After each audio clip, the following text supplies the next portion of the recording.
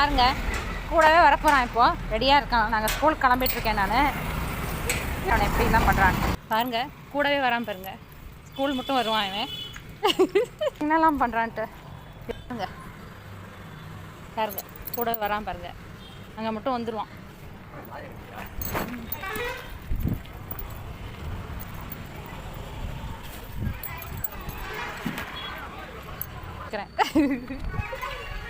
இங்கே பாருங்க இங்கே மட்டும் வந்துட்டான் பாருங்க. கூடவே வரான். ஒரு பிஸ்கெட் கொசரம் பாவம் என்னமோ இது பண்ணுறான் பாருங்க. ஸ்கூல் வந்துருக்கு. வந்துட்டு இங்கே வந்துட்டான் பாருங்க. ஸ்கூல்கிட்டயே